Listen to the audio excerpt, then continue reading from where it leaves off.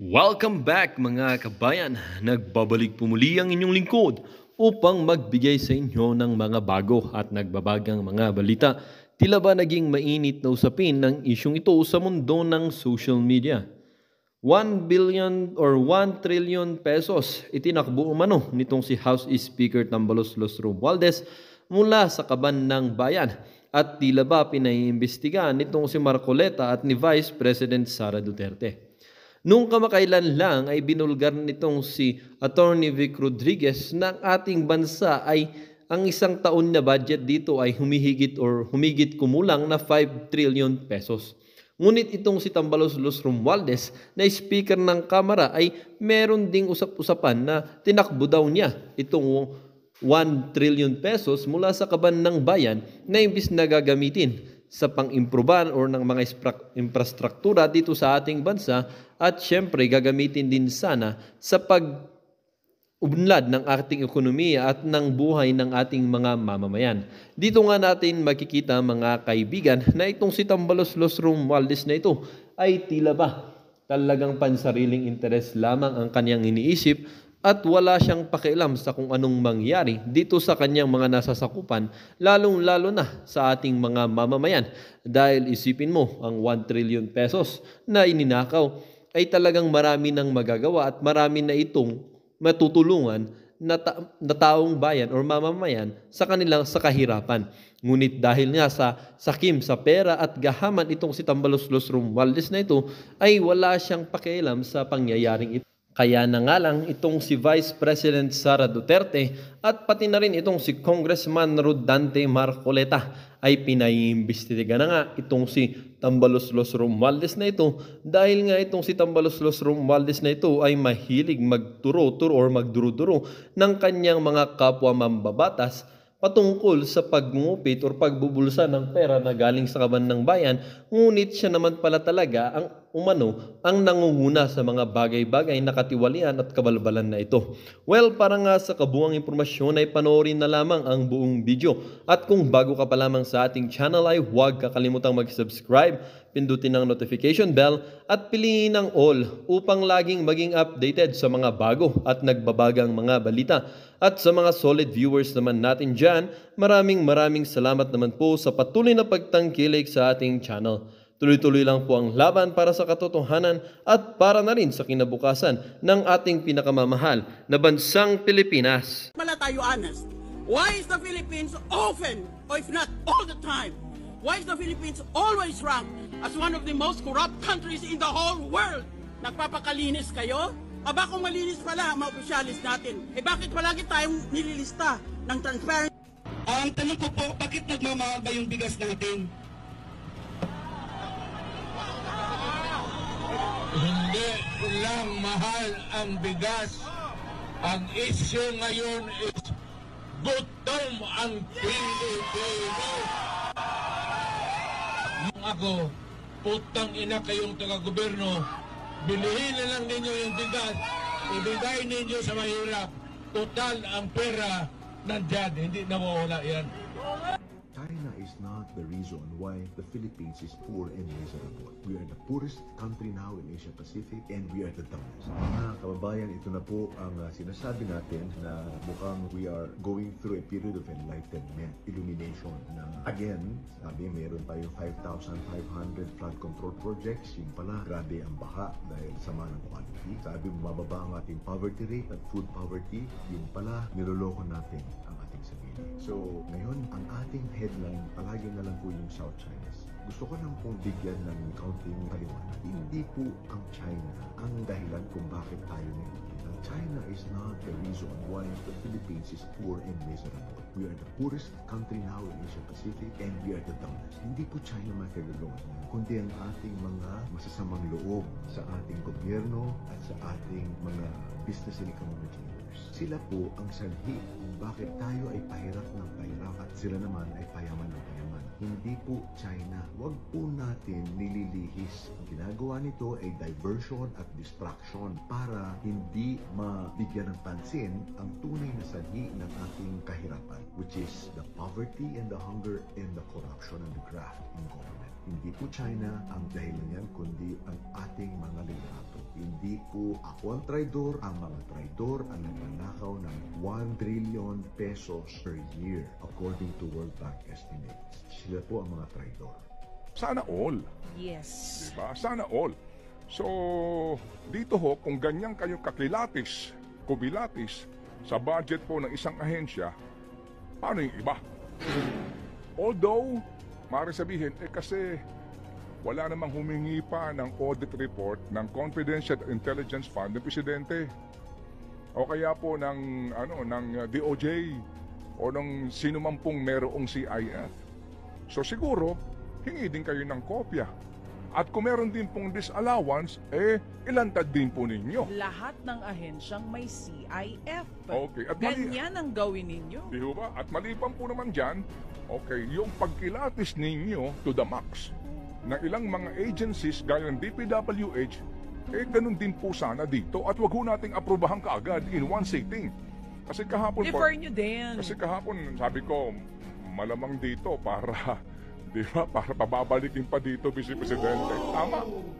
After 5 long hours, hindi ho ba talagang I move to defer.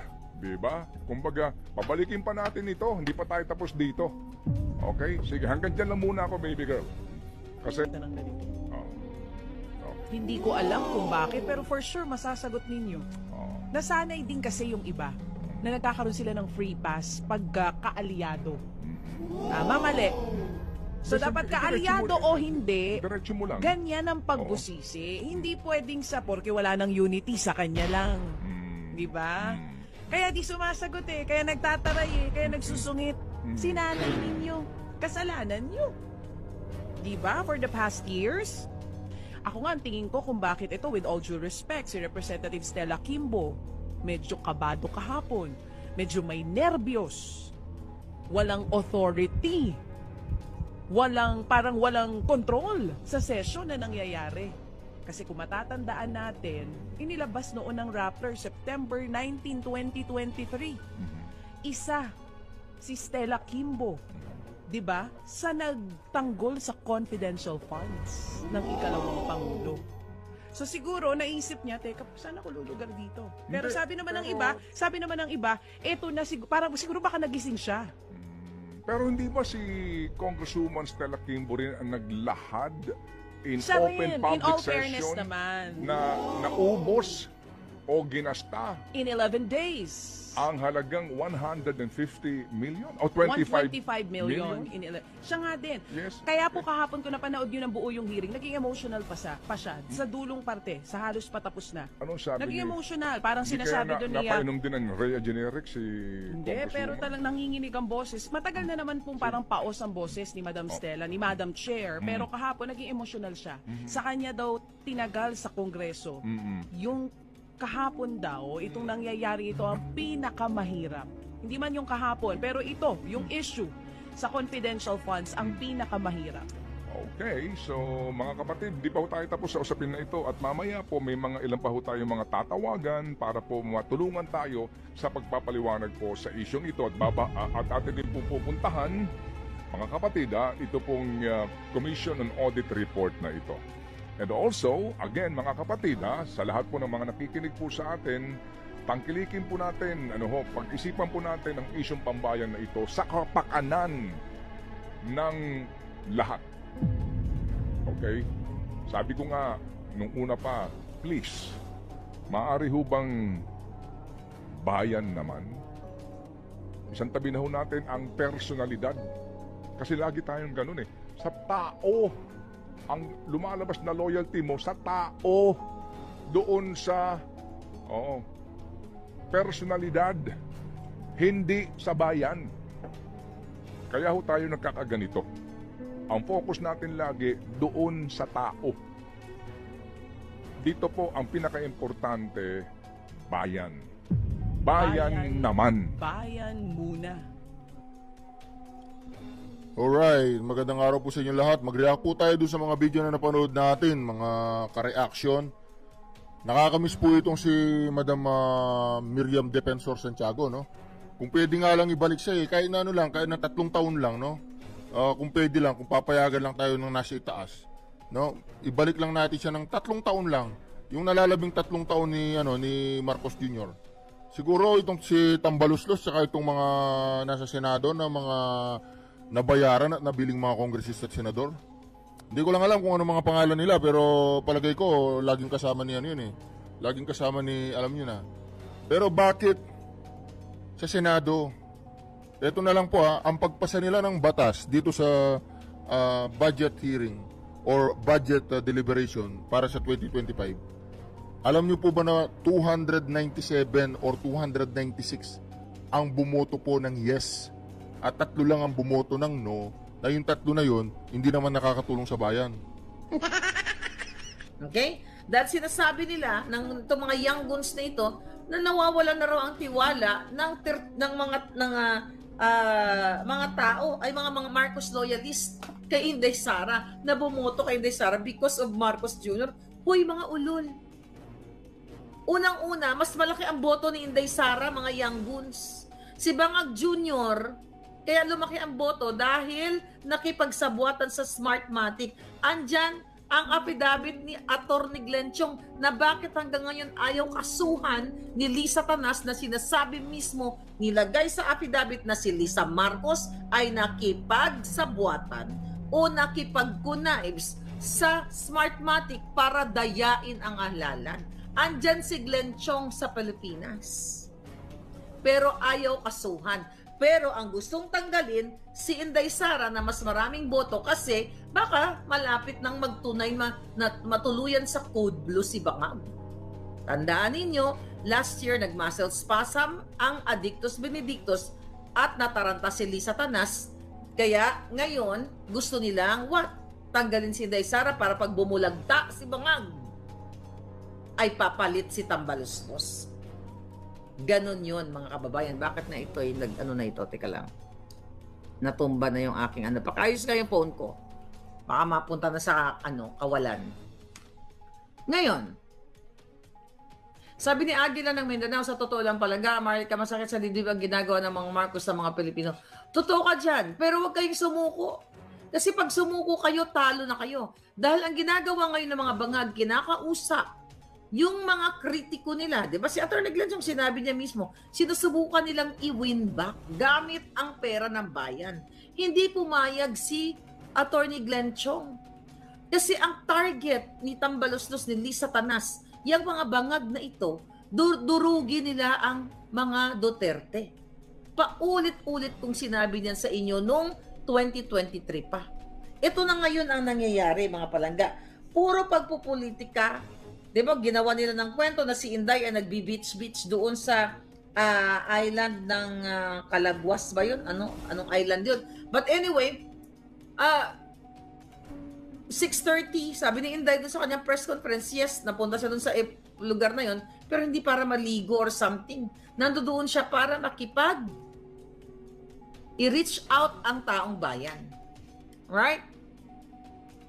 Dilawan Cabal Damaso use MSM on their powerful weapon. Ano daw? Powerful weapon to topple down the Duterte and conquer the world, sabi ni Jennifer Kadungag. Exactly, mga palangga. Sabi ni Dolores Gagarin, huwag kayong mag-alala, baka mauna pa si Tambaluslos. Huwag tayo padala si Tambaluslos, ang crocodile father ng Congress. Siya protektahan nila ni Kimbo Abante Bersa. Kita niyo yung sila, yan, nabanggit mo pangalan. Nakita niyo si Abante nagdila-dila na parang akala mo, kadiri, di ba? Pastor pa yan. Tapos nagpapakita sila, speaking of that, mga pangalan na yan, mga palangga, lahat halos sila dyan. Lahat ng high-end cars. Mga kababayan, kung ang inyong kongresista ay sumusweldo lamang ng 300,000 kada buwan, malaki na nga yung nilagay natin. Kung sumusweldo lamang ng 300,000 kada buwan, hindi po yan kayang bumili ng mga designer watches na nagkakahalaga ng 3 million, 5 million, 20 million. Hindi yan kayang bumili ng mga high-end cars katulad nito ni Abante. Hindi kaya nilang bumili ng mga malalaking resort ng mansyon. Kung hindi nila nako sa bahay, hindi ba kayo naaawa sa sarili ninyo? Wala ba kayong awa sa inyong kinabukasan? Di ba? Marcos Bacacon, sabi ni Noli D. Luistro is New Dilima. O, nakita ko pa yung si Luistro. Nag-PDA sa kanyang asawang, my God, para silang mga baboy ramo na naggali ka na gano'n. I don't know kung kailan yun. Wala ba itong mga kahiyan to mga ito naglalaplapan sa harap ng taong bayan? Nakita nyo yon? Yung Luistro na yon? Naglalaplapan siya ng kanyang yung asawa niya na pareho silang galing sa ano yun? Ano yun yung lubugan ng baboy? Ano yun? Hindi ko maisip yung word. Okay? Sa basakan. Alright. Yung dating mahirap na si Kimbo, first time naging congressman, biglang yaman sa 2 years lang. Sabi ni Kenneth TV. Exactly. Si Kimbo ang pinaka masalaulang halimbawa at maganda pinaka-brutal o salaula o jijimonyong halimbawa na mula sa tricycle nagchichinas, mula sa kanyang bag na kabaduyan, na makikita mo ang larawan ng pagiging payak niya nung nakaraan at biglang nagkaroon ng artista bag. Biglang nagkaroon ng mga mamahaling relo. 5 million, 10 million, mga diamanting kumikinang. Yan po ay galing sa dugot pawis ng Pilipino na hanggang ngayon, hindi kayo makakain, hindi man lang kayo makabili ng prutas. Kaya dapat, I wish mabura ang lahat ng mga ito sa politika. Whatever, kung ano man yung means para mabura to mga ito. Pero you know what? Sabi nung kausap ko kanina, alam niyo sabi sa akin, kung gusto nyong Amerikana, kung gusto nyong matapos yung problema ng Pilipinas, isang malaking revolusyon. At tapusin, huwag pabalikin. At sabi ang mga Marcos, parang katulad dun sa family sa Russia na binura yung mga pangalan nila, I forgot the name. I think parang ginornog pa yata sila. Anong year yon? Sino nakaalam ng history na hindi natin na-research, ba? Parang ginornog ang buong pamilya at yung mga apelyado nila ay hindi na pwedeng gamitin, di ba? Dahil sila ay isang malaking salaula o kahiyan doon sa kanilang bayan. Romanov, thank you. Sabi ni Unfiltered, thank you Palangga. Di ba? Nakita ninyo? Ito rin dapat yung ginagawa sa The Romanovs. Thank you Palangga. In 1917, sabi ni General Manager. So ito rin dapat ang ginagawa sa mga pamilyang Romualdez, Araneta, Marcos at lahat ng mga kawatan. Kung sila talaga ang pinaka kasama nyo na yung mga dilawan. Okay? Na kumakampi sa kanila ngayon. Binubura sila dapat sa lipunan. Bakit? Habang kayo ay naghihirap, habang kayo ay tumatangis, walang pamasay, walang pangkain, walang panggamot, ang mga pamilya ninyo, ang buwaka ng Inang Marcos ay nagbayad, na pinapalabas, na kunyari galing sa kaibigan, na nagbayad ng duran-duran for estimated 1 to 1.5 billion, included yung transpo, airfare, everything, private plane, lahat, wala pa yung paglamon ng kanyang birthday. Habang kayo ay nagpapakahirap, sila ay gumagastos ng million-million dollars. They don't care about you. Kahit ang bunganga ni Duterte in the past, nakita ninyo, hindi ginawa ni Duterte. Yung lechon lang ni Duterte. Nang nag-birthday si Duterte, di ba? Ginawa niyang issue. Pati media, ginawa niyo ng issue. Nagpalechon lang si Duterte. Kahit construction worker, kahit labandera, pwedeng magpalechon. Pero si Duterte, nung nag-birthday, ginawa niyang issue. Pero yung nagduran-duran, si Bangag Jr., wala, tahimik yung mga buwakan ng ina. Sabi ni Palangga, ano kaya yung video? Pwede nga baka tsok-tsakan ni Satanas yun. O another polboronic, or pwede din yung heavy luggage. So may bala si Inday. Kaya dun sa mga, alam mo yung iba kasi, parang, nawala na ako ng pag-asa, marupok kayo. Ibig sabihin, hindi matibay yung inyong paglalaban. Or ibig sabihin, you are not fighting for your country. You are fighting for your self-interest. Katulad ng ginagawa ng mga kongresista at ng mga senador. O ngayon, nag-release si Bangag ng kanyang Senate slate. Anong Senate slate niya? O, tignan mo. Andyan si Manny Pacquiao. Anong sabi ni Manny Pacquiao? Pag ako nanalo, hahabulin ko. Si Imelda Marcos, pananagutin ko. Remember that? Kaalyado na ni Pacquiao ngayon. Nasa slate. So don't vote for Pacquiao at all. Dahil unang-una, na wala namang alam si Pacquiao, di ba? At wala siyang paninindigan. Dahil sinabi niya ang mga Marcos ay magnanakaw.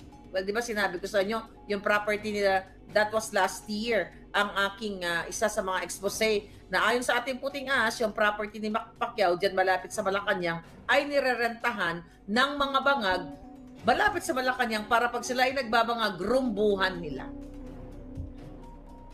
Kasama si Amy Marcos. O, dyan yung kapatid niya. Wala rin kwenta yan. Kaya nga sabi ko, si Inday Sara, huwag ka nang magpa-budol kay Amy. Well, sinabi naman ni Inday Sara na never again, no more Marcos. Nakikita niyo mga hinayupak na ito? True. Pang-boxing lang si Pacquiao. Hindi pwede sa magaling siya sa boxing. Pero Pacquiao, kasama ka ni Marcos, nasa ng kredibilidad mo? Paniniwalaan mo pa ba ang isang Pacquiao na minsang sinabi niya na ipakukulong niya ang mga Marcos? Si Imelda, ako nga, nagalit nga ako sa kanya nung time na yun, nung nasa budol, nasa budol fence pa ako eh. Tapos ngayon, nakipag-alyado sa mga Marcos. So titignan ninyo, ito yung mga taong walang kredibilidad na hindi na ninindigan katulad ni De Lima, katulad ni Trillanes, katulad ni Ontiveros, na anti-Marcos sila, nasa sinapupunan pa lang sila ng nanay nila, anti-Marcos na sila. Pero nung nabigyan ng pwesto ang kanilang mga sarili o ang kanilang mga kamag-anak, ay tumahimik na. So ano po ang ibig sabihin niyan mga palangga? They are not for you. Don't vote for them. Para sila sa kanilang pansariling interes. Sabi ni Palangga, what about Abby Binay? Basta lahat ng mga kaalyado ni Bangag Jr., huwag niyong iboto. Ibig sabihin, we okay lang sa kanila na pinamumunuan tayo ng isang Adictus Benedictus, authenticated bangag na si Marcos Jr. When I say authenticated bangag, authenticated here in the States na si Marcos Jr. ay authenticated Adictus Benedictus. Ayaw nga mag-file ng case eh. Okay? Puro pumunta sa India. Yung kanilang, not really pumunta sa India. Pumunta sa app, yung kanilang authentication. I talked about that last night. Diba? Bakit ayaw ni Marcos Jr. na magkaso kay Maharlika dito sa deepfake at ng nigibo ni DND ng NBI lahat about dito sa video na ito? Kasi ayaw ni takot si Marcos na malitis dito sa Amerika. Kasi once Marcos Jr. filed a case against me na sinasabing deepfake ang video, doon magsisimula ang tunay na bakbakan. Baka doon ma-force siya mag-drug test. At makikita, not only that, doon, dahil sabi ko nga sa inyo, ang analyst ay willing mag-testify sa bangag na ito. Ngayon, ang ginagawa nila kay Sara ay nakaka-alarma sa part nila, sa atin hindi. Alam mo, the more na tinitiran na si Sara, the more na nahuhubaran silang lahat. Na bakit sila nagmamadali? Bakit gusto nilang impeach si Sara? Di ba may 4 years pa sila kung naniniwala sila na matatapos nila yung kanilang dali, itong ba na itong dali lang palangga. Ano nangyari dito sa isang sa isang computer ko? Nakaharang yung dali lang. Okay. Ngayon, mga kababayan. Okay? Baka sila nagmamadali kasi baka matsugi boom boom na si Bangag. Sa Inodoro lahat, ang line-up ni Bangag, tingnan natin kung sino yung mga nakalagay pa sa line-up niya. Abalang-abala sila. Diba? Abalang-abala sila dito sa eleksyon. Imagine mo, katatapos lang 2 years ago. Magti 3 years na ang eleksyon, mga palangga, at binudol tayo ni Bangag. Eleksyon na naman ngayon. So sila ay abala sa pamumulitika. Abala kung sino na naman ang upo sa eleksyon kasi ang target nila hindi to help you. Ang target nila ay budget ang pera, ang taxpayers' money, kung paano nila kakamkamin, kung paano nila uubusin ang pera at kung paano kayo manglilimahid sa kahirapan at tuluyan ng inyong pamilya, ang inyong mga anak ay magiging addictos benedictos. Yan ang inyong pakatandaan, mga palangga. Another thing, okay? Sino pa yung mga inano nila? Sino yan? Sulat nyo nga dyan, yung nakalagay sa slate nila. Okay. Tignan natin, Marcos Slate. Okay. Marcos Slate. Mga hayop na ito. Abalang-abala sila, mga palangga. Ito sabi to, o breaking news. O sino to? Yung Magic 12 nila, si Abalos nang umingiwitin. Ayan, yung Abalos, di ba sabi ni Benjo Fernandez, 3K bawat isang botante sa Marikina ang ibinigay ni Kimbo para iboto siya sa pagka-mayor ng Marikina. O nabigay daw ng 3,000, sabi ni Palangga. Okay, si Benjo na nag-comment, according sa kanyang source ay nagbayad ng 3,000 kada botante. So gano'n na lang paulit-ulit. At yung mga binayad nila sa inyo na galing din sa kabanang bayan ay babawiin nila. So wala nang pag-asa ang Pilipinas hanggat hinahayaan ninyo na bangag ang namumuno. Sino pa yung mga nila dito? Okay. Si Abalos, yang si Binay, o yang si Pia Cayetano. Ano ang sinabi ng kapatid ni Pia Cayetano na si Alan Cayetano? Di ba mga anti-Marcos sila? Sabi ni Alan Cayetano noong 2016, Vice Presidential, habang sila ay nagdi-debate at nagsasalita si Marcos, ano sabi ni Alan Cayetano? Oh, baka pati minuto ko, ninanakaw mo. Tapos ngayon, under sila sa isang slate. Ibig sabihin, ulitin natin, mga kababayan, walang paninindigan ng mga Cayetano, sila ay para sa... Kung ako, na sinabi ko, yung si Bangag Jr. na yan, over my gorgeous body, hindi na ako muli sa kahit sinong Marcos ang magsusuporta o magpapabudol. Kasi once na ginawa mo yon, na alam mo sa sarili mo na mambubudol, magnanakaw, kawatan, addictos, kidnapper, smuggler, tapos all of a sudden, babaliktad ka. Wala kang credibility. Kaya lahat ng mga tumira sa kay Bangag na naniniwala na si Bangag ay addictos benedictos, na sila ay diktador, manggugurgur nung panahon ng tatay niya, at biglang bumaliktad na sila ay kaalyado ni Bangag, huwag ninyong paniwalaan yung mga taong yan kasi walang kredibilidad yan. Ang ibig sabihin yan ay para lang sila sa pera, connection, o para sa power. They are not for you. Kasi ako, minsan na akong binudol ng mga buwaka ng ina. At hindi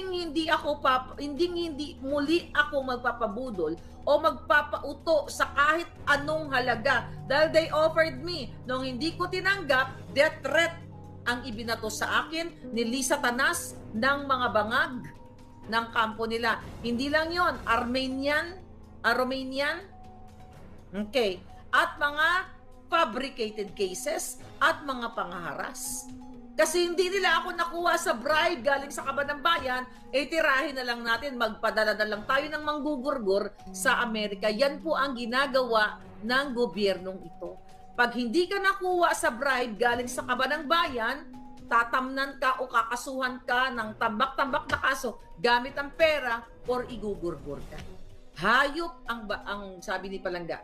Sabi ni Ignes, hayop yung Abalos na yan. Okay? So wala kayong mga kababayan, may mga nasabi na, hindi ka ba napapagod? Hindi. Ba't ako mapapagod sa mga inayupak na to? Dahil pag napagod ka, napagod lang ako sa kakasiyahan actually. Kapag napagod kayo ang talo. Inuubos na ni Bangag Jr. at ni Lisa Tanas ang pera ninyo ni Tambalusos. Lahat sila sa Kongreso at sa Senado habang kayo ay hirap na hirap. Pero yung iba sa inyo, wala kayong pakialam. Yan ang problema sa Pilipinas. Wala kayong pakialam na kukontento kayo sa 3,000 binabayad sa inyo. Okay? Pwede yan tanggapin ninyo pero wag yung iboto. Paulit-ulit na lang tayo. Ang mga elderly natin na may 500 ba, yung binibigay sa inyo, yung mga never nakapag-work sa buhay, 500 pesos na monthly na binibigay sa inyo, na hindi nyo pa rin natatanggap, kakapiranggot na lang. Okay? Yung pangbibigay ng ayuda, yan ay early vote buying. Vote buying na ginagawa ng bangag na ito. Kung hindi po kayo kikilos at hindi kayo gigising na okay lang sa inyo na mga buwaka ng inang mainstream media ay nakipagsabuatan kay Marcos Jr. na ikubli ang pag-appoint kay Michael Ma bilang special envoy to China. No documents at all. But Michael Ma is enjoying the diplomatic perks and enjoying the smuggling business, which is yan nandyan, pinatawag yan, nasangkot sa smuggling hanggang ngayon, January 2023, magdadalawang 2023, yes, magdadalawang taon na, ikinubli sa taong bayan at in-expose ko sa inyo, ang media pinagtakpan din, di ba? Ang pag-appoint sa Amerikanong si Paul, wala kayong ginagawa. Then hindi ko kasalanan kung bakit ganyan ang hirap na dinadanas ninyo. Sir Zorro, thank you. And now, yung pagbenta ng ginto. Okay? Yung pagbenta nila ng gold natin, ng gold reserve, na ikinubli, baka yan yung tinatransport ni Lisa Tanas doon sa Dubai. Baka yan yung kanyang mga secret na transaksyon. Di ba ang sabi ng mga inayupak na yan, ang sabi ni Pangulong Duterte noong 2017 na sinasabi na isusoli o ibabalik ni Amy Marcos o ng mga Marcos ang mga ninakaw nilang yaman at mga ginto. Eh bakit ngayon yung gold reserve natin ay ibinenta ng mga walang iya? Kung binenta man nila itong gold reserve natin, di ba? Na sana nakita natin yung impact dahil impact sa ekonomiya. Nakita natin dahil kailangan, di ba? Ng bayan natin. Pero anong nakita nyo? Mukhang ikinubli pa yung pagbenta. Recently, hindi ka agad ina-announce ng gobyerno ang pagbenta ng ating gold reserve, mga kababayan. Diba? Buti sana kung itong pagbenta na ito ay para ibsan ang problema sa ating bagsak na ekonomiya o kawalan ng trabaho ng mga taong bayan, or ito ay ginamit sa pag-invest sa mga infrastructures para kumita tayo or lumago ang ating kabuhayan at magbigay ng mga programa para sa ating mga mamamayang Pilipino. Pero anong nangyari? Wala, may impact ba yung pagbenta nila ng ginto na yan, mga kababayan? Ano ang impact? Kasi pwede na dahil tayo ay bagsak para to stabilize the economy. Yun nga, marami na rin ang mga problema natin, di ba? Dahil nga ninanakaw nila ang pera. Hindi mo kailangan magbenta ng ginto.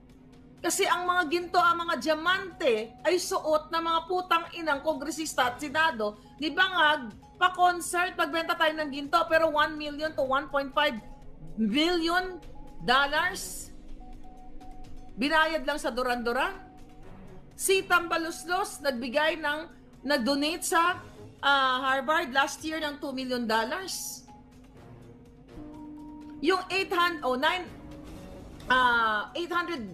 billion on program funds, 1 billion a day na flood control na walang nangyari.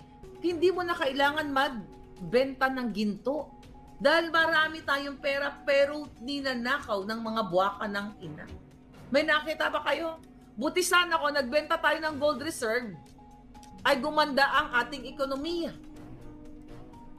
O ininvest ba para sa kapakanan ng bayan? O binenta nila for their vested interest at nasa offshore account na. Di ba? Sulat ko lang to. Baka makalimutan ko to. Okay? So, anong gagawin nyo ngayon, mga kababayan? May tanong ako sa inyo. Talaga bang hahayaan nyo na si Bangag ay magtagal pa? Okay, may gugurgurin ako. Isa lang. I will gurgur you right now. Okay? Okay, James, you're the first one that I will gurgur. Bye. Okay. Akala mo si Lisa Tanas lang ang gustong ang literal kasi ng gugurgur yan eh. Dodds Ang, magmarcha na. Okay? Sabi ni Dodds Ang. Tinulong na lang sana sa mga mahirap na Pinoy. Ayun ang nga palangga, ang sabi ni Imelda Marcos nung in-interview siya ni Mel Tiangco, na itong mga papeles na ito, sabi niya ay mga bill of lading, mga dokumento na makakapagtubos ng pera ng Pilipinas at ng buong mundo. Kaya nga isa kayo dyan na hopeful kayo nung si Bangag Jr. ay tumatakbo na kapag siya ay nanalo ay gagamitin ni Bangag Jr. ang power niya as a president para mabawi yung mga yaman, di ba? Ng mga yaman nila o makuha yung mga ninakaw na yaman. Ninakaw para sa taong bayan, pero dinagdagan pa nila. Ninanakaw pa ang mga magsasaka. Imbis na tulungan kayo, ano ang ginagawa ni Bangag Jr.? Import. Okay? Nag-i-import ng mga produktong dapat sana kayo ang nagtatanim. Kasi sa importation, malaki ang perang pinakikinabangan ni Bangag at nila dyan sa Bureau of Customs na kasabwat ni Lisa Tanas. Mga inappoint niya ay may mga record na ng pagnanakaw. Kaluoy man ka mo. Ang problema daw, tahimik ang AFP. Singilin niyo sila. Para ako, hopeful ako na may mangyayari sa laban natin. Ang Sofitel Hotel Pinas, area nila, ano daw? Nila, kasi kakamkamin, ano yun palangga? Ano nangyari? Yung Sofitel Hotel sa Pinas, hindi ko maintindihan palangga, area kasi kakamkamin ng lugar. Yun na nga, imagine mo kung ikaw ay mayroong propriedad. Kapag pinagtripan ng mga Bangag, pwede nilang kunin. Sabi ni Roel Otero, Marlica, tahimik ang AFP, baka busog ang mga opisyal. Possible. As much as we want, sabi ni Alex din, na alisin ang mga Bangag, hinog na hitik, pipitasin lang, but in God's perfect time. Asa kami, for now, let's make big noise, sabi ni Alex D. Totoo. Lahat yan.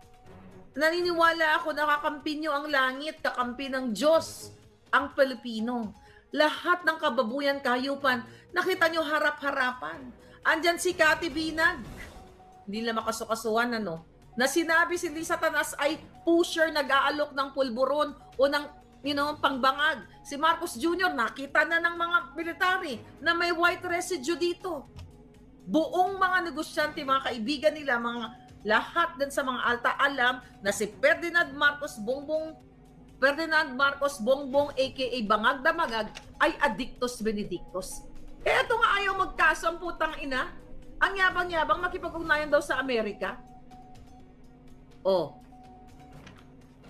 Pero ayaw magkaso dito sa deepfake. Dahil inaantay ko yun.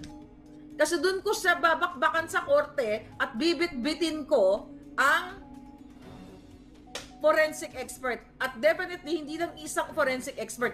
Doon magkakaalaman na si Marcos Jr. ay isang addict. Diba? Sabi ni Four Aces, during Duterte's time, war on drugs. Pero sa panahon ni Duterte, war on drugs. Exactly. Noon nilalabanan, ngayon ay mga Bangag. Kailan ba matutsugi? Sabi ni Palangga. Malay nyo, mamaya, kurupog-kurupog na yan. Di ba, magkurupog-kurupog na. Sabi ni Feli, nasaan na ang Maharlika Funds? Ayan, tulad ng Maharlika Funds. Ayan, nasaan na ang pera na ba? Isa pa yan. Saan sila nag-invest? Transparent ba sila? Ilang milyon ang sinesweldo din sa mga managers na yan, na mga kaalyado nila. Pera nyo yan. Hindi ba kayo naaawa sa inyong mga sarili? Lalo na yung mga active sa social media sa mga balita na nakikita ninyo. Even though yung mga anak ninyo na hindi active, hindi ba kayo naaawa? I mean, when I say hindi active, hindi alam, well, mga bata pa yun, hindi alam yung ginagawa ng bangag na gobyernong ito. Hindi ba kayo naaawa sa future nila? Kayong mga OFW, thank you dahil gising na gising kayo. Forever kayong magtsatsaga, mag-abroad, magpakaalila sa halagang 20,000 pesos. Magkano ba sweldo ngayon ng domestic helper? 2 years contract sa halagang $400 or 20,000 pesos dahil wala kayong oportunidad sa Pilipinas. Hindi ba kayo naaawa? Kaya lumabas na kayo sa inyong mga tahanan. Kapag mayroong mga Friday group, supportahan nyo. Andyan si Maui. Diyan sa EDSA Friday group nila. Tuloy-tuloy nyo lang yan. Pasa saan ba't tatapos din yan? Tingnan nyo. Yung mga nagrarally, ito, observation nyo rin yan. Nagrarally, mga utos yan ng mga makakaliwang grupo na i-impeach daw si Sara. Free sila. May mga placard sila, impeach Sara, ganyan. Hindi sila hinaharang ng polis. Hindi sila hinihinga ng permit, hindi sila ginigipit. Pero pag yung mga kritiko na ni Bangag ang mag-rally, nagpapadala ng bata-batalyong mga polis. Katulad sa KOGC at dyan sa EDSA. Hindi nyo ba nakikita yan? Nasa mundo na kayo ng diktadurya. Mas madilim pa nung panahon ni Senior. Why? Kasi this time, nasa digital age na kayo. Nasa social media age na tayo. Pero wala pa rin kayong ginagawa. Pinapayagan ninyo na pinamumunuan kayo ni Ferdinand Marcos Jr. na Addictus Benedictus, lulong, bangag, lango, sugapa sa ipinagbabawal na white powdery substance. Sabi ni Cheche Kim, sa totoo lang, lahat ng politiko, sila lahat ang salot sa Pilipinas. Maghintay na lang kami na gurguran sila. Sabi ni Palanga. Sabi ni Marco Red, 20,000 Palanga for 2 years contract. Imagine nyo. 20,000 pesos. 1 month. Kapag nasa bansa ka katulad ng Amerika. Kung tutuusin, pwede tayo maging superpower sa Asia. Diba? Sabi nga ni Gudin, kung hindi pinatanggal ang tatay ko, dapat Singapore-like na tayo. Yang 400 pesos na yan, ay 400 US, 20,000 pesos na yan, kaya yan kitain sa isang araw. Kahit sa Singapore yata, kaya mong kitain yan 20,000 pesos ang araw, right? Dito yung $400, yung 20,000, kaya mong kitain sa isang araw. Imagine mo, mawawala ka sa iyong mga anak, sa iyong pamilya, sa halagang $400 o 20,000 a month. Kaya kayo ganyan, nagkapit sa patalim. Sa Hong Kong daw, malaki, o 32,000. O how much is that? $600? Okay, 50, 6 times 5, 30. Oh, yeah. Okay? Still, you can make $600. Depende kung masipag ka. Diba? Oh, well, dito sa, dito sa Amerika, yung mga cleaning, nag-usap kami nila Bell, yung mga nakasama ko. Ang mga cleaning, yung maglilinis ka ng bahay, like 5 hours. Last time, ang alam ko, years ago, sabi sa Canada, mga $100 na 5 hours. Pero sa Amerika, depende siguro, no? Pero usually, mga isang 5 oras, 150. Sa panahon ngayon, 150. Maglilinis ka lang ng bahay. Tsaka hindi yung linis na na parang lahat kukususin mo, yung malinis na bahay. Diba? Like 150 for 5 hours, something like that. Sa Pilipinas, kaya nating maging first world country. Kung hindi mga taksil ang mga putang inang gobyerno na senador at mga lahat, magsimula sa President Bangag pababa, ay suot-suot na nila yung pera ng bayan Hermes na bag, ang mga hinayupak. Pag-upo, katulad nga ni Kimbo, di ba? Magsimula sa nagta-tricycle lang. Tapos ngayon ay naka-Hermes na lahat. Hindi kayo naluoy na sa buhay ninyo, no? Sabi ni Pards, people power na talaga. Grabe, mga taksil sila. Worst, grabe, ang hirap-hirap. Araw-araw halos binabanggit ko. Ang mga may sakit ng ganda, matay na lang. Dahil imbis na yung pera para sa inyong mga pamilya, ninanakaw, binabayad sa duran-duran, binabayad sa mga kabit, binabayad sa pag-o-orgy, pinangbibili ng mga bahay sa Paris, lahat na ninanakaw ng mga inayupak na to. Kumilos na kayo, pati kayong mga kapulisan. Hindi ba kayo naaawa sa sarili ninyo? Magkano sweldo nyo? 30,000? Magkano sweldo ng polis? Yung bagong saltang polis? PO1. Magkano sweldo nyo? Can you comment? O magkano ang sweldo ngayon? PO2, PO3? Or yung mid? Magkano sweldo nyo? Hindi kayo naawa? Alam mo, sa totoo lang, kawawa talaga Pilipinas, ano? Kaluoy talaga. Malaki ang sweldo ng mga polis kasi nga dinoble ni Pangulong Duterte. Sabi ni 30K lang ang sahod nila, 30,000. Ang liit ng 30,000. Samantalang ang mga general ay kumakamal ng milyon-milyon, nakikipagsabwatan sa mga pogo operation, nakipagwasabwatan sa pulburon, sa mga illegal na negosyo. Sila ang mga nagpoprotekta ng mga illegal na negosyo ng mga dayuhan. Yang mga general. Kayo mga PO1, kaya kayo ngayon, yung iba dyan, hindi naman lahat, nagtsatsaga kayo sa mga yung mga maliliit na binabayad sa inyo, pa 500 sa kalye, o pang yung binabribe sa inyo, like yung mga traffic enforcer na uso pa rin ngayon, na iniipitan ng 500 ba? Okay? Mayroon tayong gugurgurin ngayon. Okay? Isang gurgura na lang. Okay, Cleofi, Gorgoryu. Ikaw ay Zatanas, katulad ni Lisa Tanas. Alright. Sa amin si Chanko nang nabota, sip-sip kay Bangag. Sabi ni Reliza Villaruel. Marnica, marami sa napong pulis ang galit. Wala na daw silang magawa. Yung kakilala kong pulis, nagmumura po sa galit. Sabi niyan yan. Mga sir, hanggang ganyan na lang kayo. Galit pala kayo eh. Then get out. Kasi pag naglabas kayong lahat, matatalo niyo ang mga bangag. At sabi ko nga sa inyo, hindi kayo matatanggal sa trabaho, mari-reinstate kayo. Okay? Grabe ang mura ng mga sweldo ng AFP. Solid Marlican ako. Thank you palangga. Kampong Chicken, ang Taliano Gold, naging Tinalo Gold, Bangko Sentral. Ayun na nga, mga kababayan. Nagorgor, may ginorgor ka. Pakigorgor nga, Sir Zorro, para sa birthday ko, regalo mo.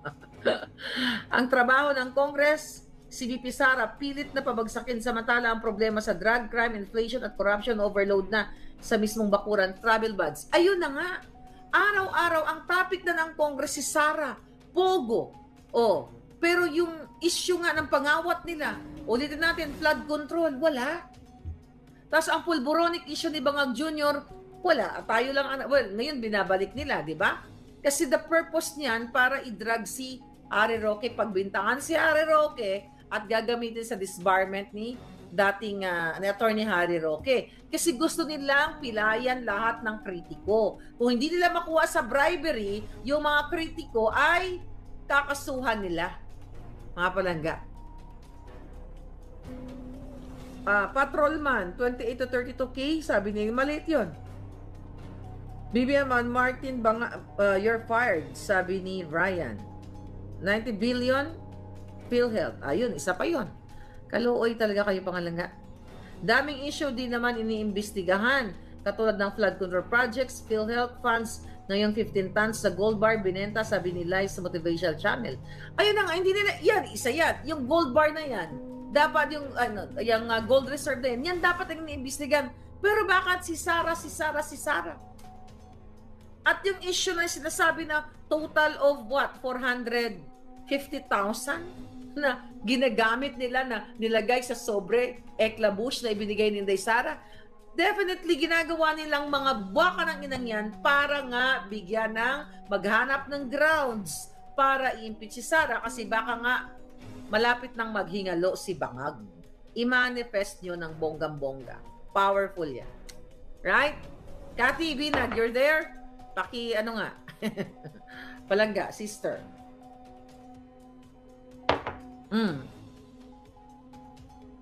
Dapat po makisama. Sabi ni Maria Teresa, dapat makasama na ng KOJC sa rally para may pwersa. I'll comment about that. Diba, recently, nagkaroon ng statement ang KOJC na in the meantime, hindi muna sila makikialam. Ang nakikita ko dyan, you have to understand, huwag kayong magalit sa KOJC, sa kanila. Nagbuwis na sila ng buhay, yung isang namatay doon. Diba? Na-traumatize na yung mga tao. Pakatandaan nyo, hawak nila si Pastor Quiboloy.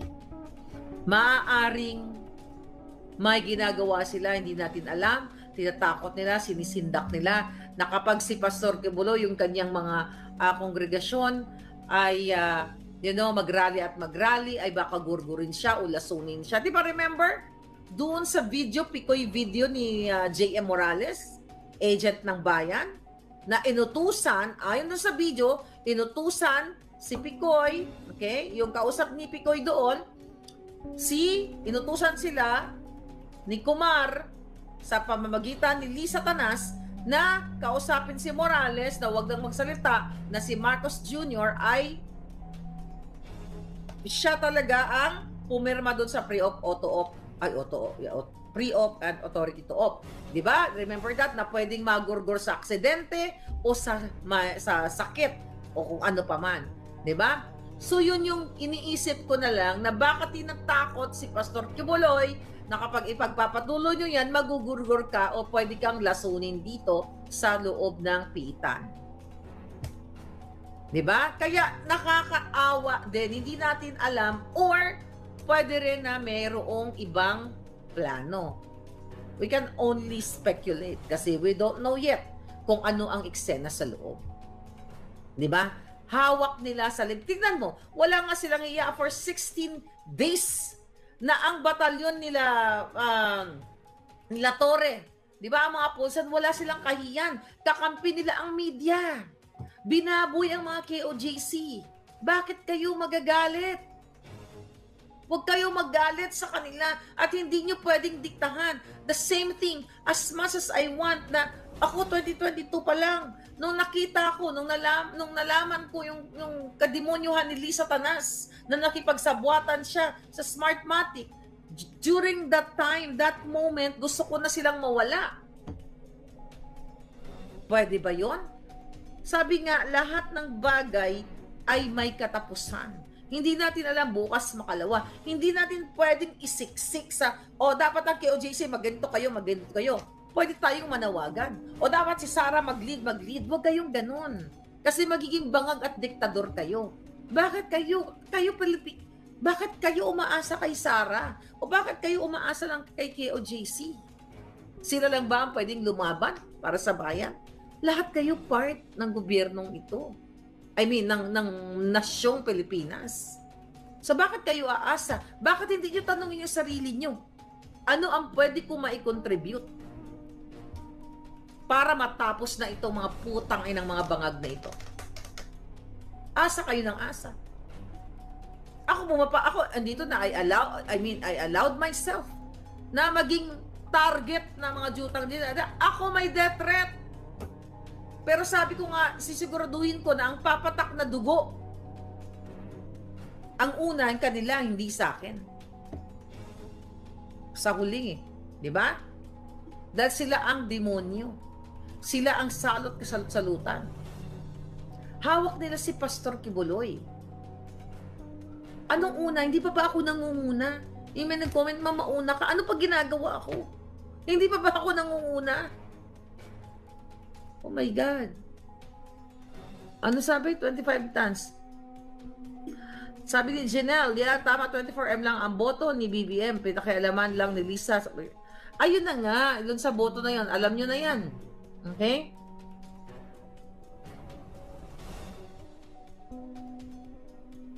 Kung totoo kang may pagmamahal sa bayan, hindi ka magpapadala sa sistemang bangag. Sabi ni Gabs Board. Exactly. Cotton Fin, thank you. hindi ka magpapaniwala sa bagay. Nakita mo na nga, addictus benedictus, ngiwi na lahat. Lahat binababoy na doon pa lang sa flood control. Doon pa lang maliwanag, doon pa lang sa bugas.